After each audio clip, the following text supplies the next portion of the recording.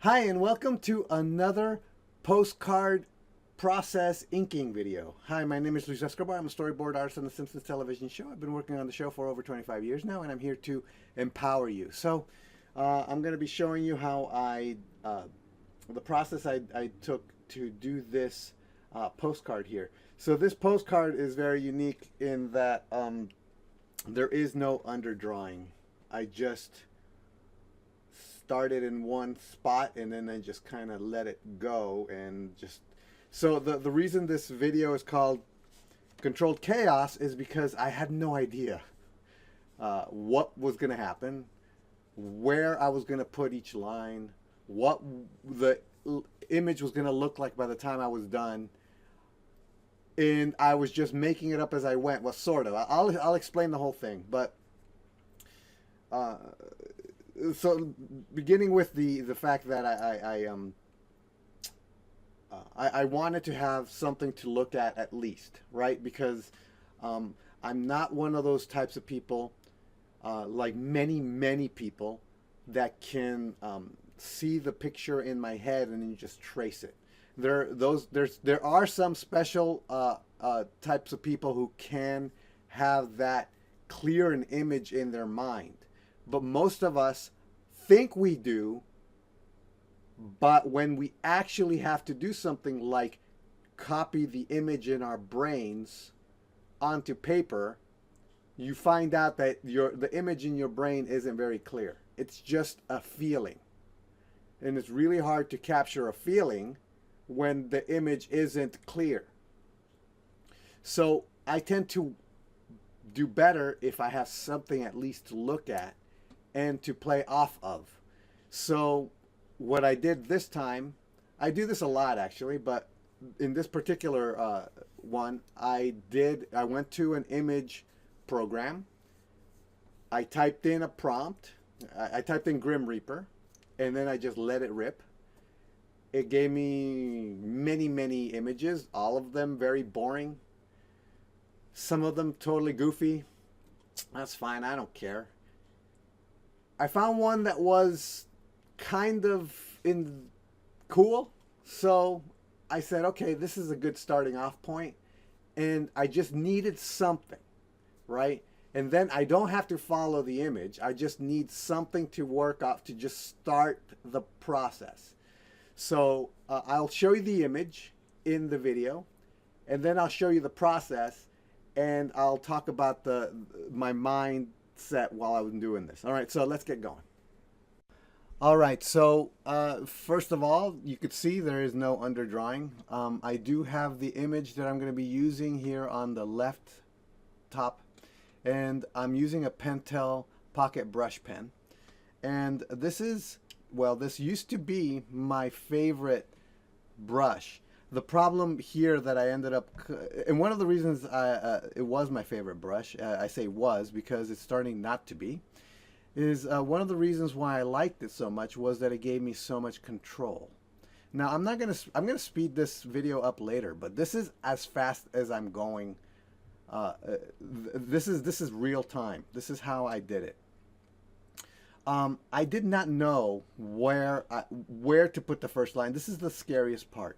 So what ended up happening with this brush pen is that I trusted it to be precise and very give me some really thin lines. The problem is, like, if you could tell, I'm not sure if you could tell from the video, but it was glopping the ink down, and so already things were going horribly wrong. Like the amount of ink coming out of the tip of the brush was thick and uncontrolled.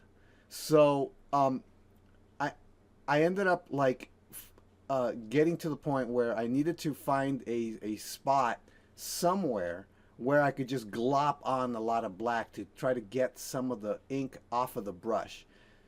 Um, and I'm here trying to draw these really precise lines with this gloppy ink, and it's just not working very well. And this whole time I'm just hoping, I'm hoping that I'm getting some kind of control here. Um, and I'm making adjustments as I go. See, so I'm like really trying to just glop the ink down. If you notice, like I'm just finding excuses to just like just let the ink just splatter or just put a lot of stuff in, just so I could add these tiny little precise little bits.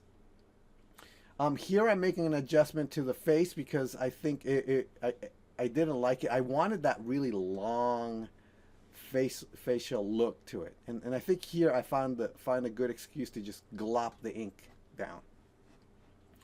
So this is as fast as I'm going. I'm like thinking, and I'm pausing for a long time, and then putting a line down and putting a line down.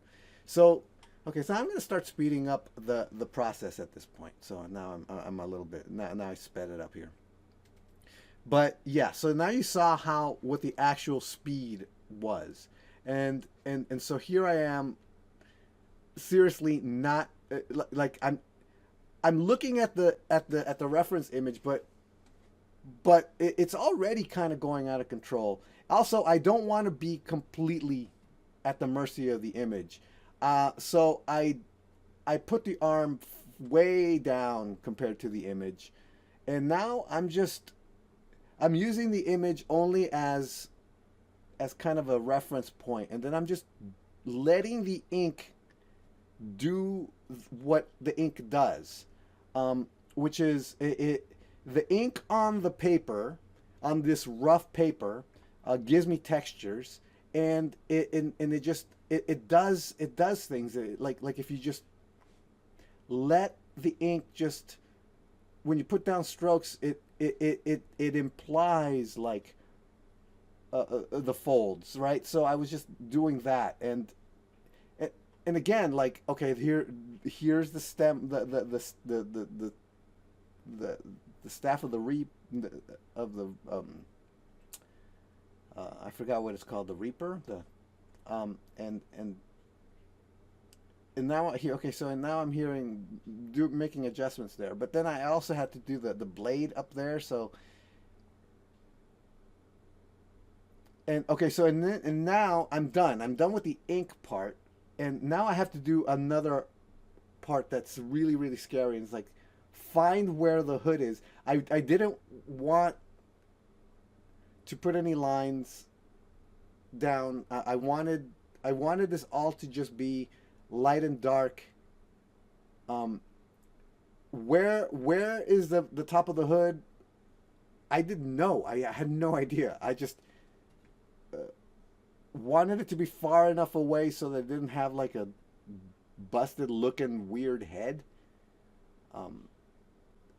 So, and just leaving gaps there for the top of the blade there, and then just letting the water do its thing. Another problem that I was having with this water brush, for some reason the water wasn't coming out, and I was squeezing it really hard.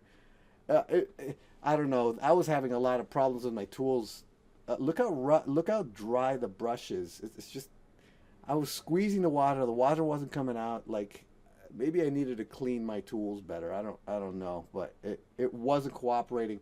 I wanted to put some purple right here, and like it just wasn't picking up the purple. I was just like, you know what? Screw it. I'll just not put the purple in here anymore. I'll just leave it kind of like that reddish tone that I've got here. And just call it, because it kind of looked fine. So I'll just, and here I am trying to clean the brush, and the water's just not coming out. I was just so, it was so annoying. It was so annoying.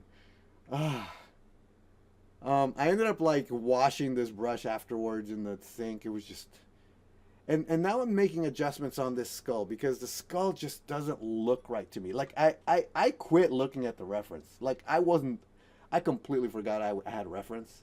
I was just because at this point the reference did its job. Like it gave me something to start with, and then that at this point I'm ignoring it completely, and I'm just doing my own thing. I'm letting the picture. I'm not tell me what it needs, but I'm just deciding to do my own. What do I want this to look like? How do I want where do I want lines? What do I think it needs over here? like seriously, just making my own choices, my own decisions. What's this drawing now? Because it's not anything at all like the reference anymore. Um, it's something else, and that's the point. That I just, like I said, needed a bouncing off point. I needed something so that I can play with, so I could then now just do my own thing. And and so at this point, I was just like, okay, this, we need to flesh this out. We need to uh, adjust this. I need to. I like this shapes. It needs these shapes here. So I'm kind of just thinking about shapes. I'm also thinking about a little bit about, well, a lot about design. And at this point, I thought I was done. And then I even turned off the camera at one point. And then I said, "Oh no, you know what? I need sleeves. I need the sleeves need to come down, and they need to have some kind of gravity, and there needs to be like a cool shape." So here's where I turned on the camera again, and I started playing with it. I needed that sleeve thing going here, and then I realized after I started doing it that, oh wait, the reference actually has sleeves kind of like that. Maybe I should have been paying more attention to my reference. But yeah, so that's it. But the whole time, man, I was sweating it. I had no idea what was going on. I mean, not idea, but I didn't know where to put my lines. But it came out fine. I thought it was fun, and this is how it turned out. This is a type of exercise that I like to do, just to challenge myself, just to play around and have fun and not know where I'm going and what's going to happen. It's just chaos, while at the same time you're controlling it as you go. So I highly recommend doing something like this once you get a little bit more skills down, so that because it is fun, and it is chaotic, and it's harrowing, and it's exciting. So I highly recommend doing this. All right, so that's it for me. I'll talk to you next time. All right, bye.